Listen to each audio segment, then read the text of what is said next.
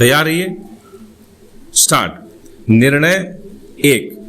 किसी वाद में एक पक्षकार वह व्यक्ति होता है जिसकी ओर से या जिसके विरुद्ध किसी न्यायालय में कोई कार्यवाही प्रारंभ की गई है।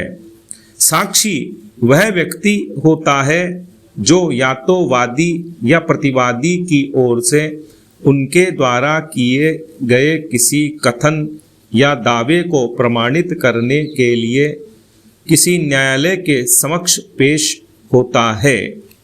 वाद के पक्षकार या वादी को न तो सिविल प्रक्रिया संहिता के अंतर्गत परिभाषित किया गया है और न ही किसी अन्य संविधि में।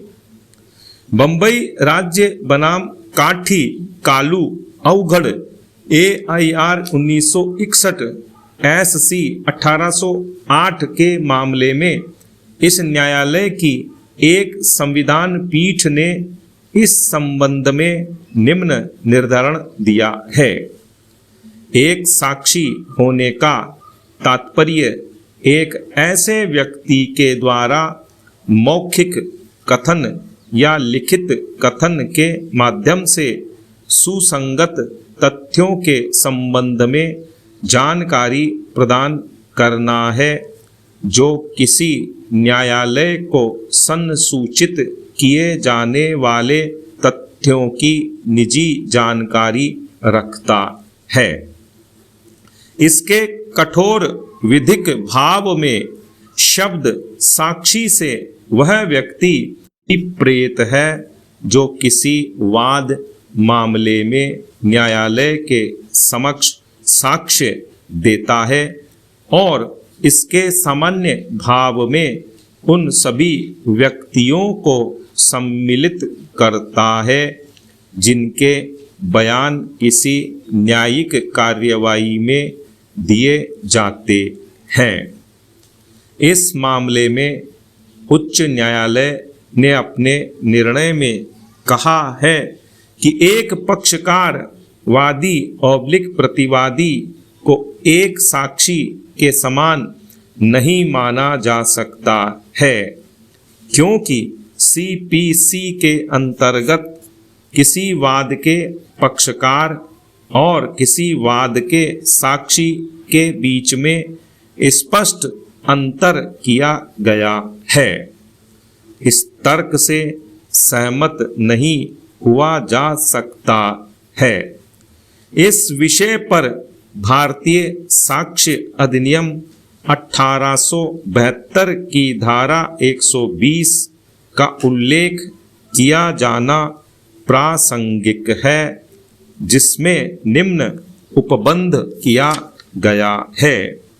धारा 120 सिविल वाद के पक्षकार और उनकी पत्नियां और पति दांडिक विचारण के अधीन व्यक्ति की पत्नी या पति सभी सिविल कार्यवाहियों में वाद के पक्षकार और वाद के किसी पक्षकार का पति या पत्नी सक्षम साक्षी होंगे।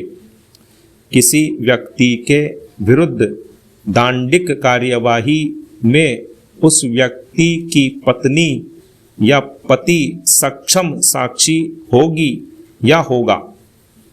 सिविल प्रक्रिया संहिता के आदेश 16, नियम 21 और 14 में भी यह स्पष्ट उपबंध है कि सम्मानित पक्षकारों पर भी साक्षियों विषयक नियम लागू होंगे और न्यायालय ऐसे साक्षी को समन कर सकता है जिनमें निम्न उपबंध किए गए हैं। 1. आदेश 16, नियम 21। साक्षियों विषयक नियम सम्मानित पक्षकारों पर लागू होंगे जहां वाद के किसी पक्षकार से साक्ष्य देने या दस्तावेज पेश करने के लिए अपेक्षा की गई है वहाँ साक्षियों विषयक उपबंध वहाँ तक लागू होंगे जहाँ तक कि वे लागू होने योग्य हों। 2. आदेश 16 नियम 14 जो व्यक्ति वाद में पर व्यक्ति हैं उन्हें न्यायालय साक्षियों के रूप में स्वप्रेरणा से समन कर सकेगा।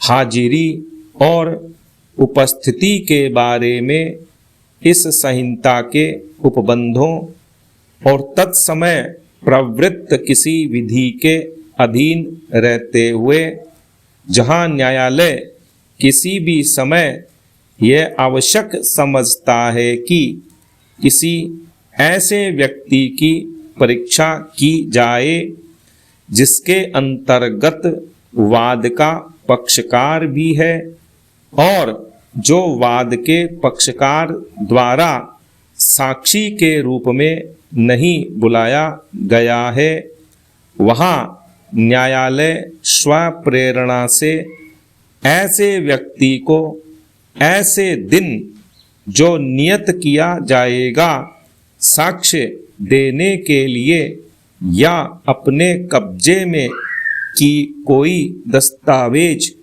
पेश करने के लिए साक्षी के रूप में समन करवा सकेगा और साक्षी के रूप में उसकी परीक्षा कर सकेगा या उससे दस्तावेज पेश करने के लिए अपेक्षा कर सकेगा। यहाँ ध्यातव्य है कि वर्ष 1976 से पूर्व नियम 14 के अंतर्गत किसी वाद के पक्षकारों से भिन्न व्यक्ति को ही समन किया जा सकता था, किंतु वर्ष 1976 के संशोधन जो 1/2/1977 से प्रवृत्त है के द्वारा उक्त शब्दावली के स्थान पर किसी ऐसे व्यक्ति की परीक्षा की जाए जिसके अंतर्गत वाद का पक्षकार भी है शब्द रखा गया। विराम।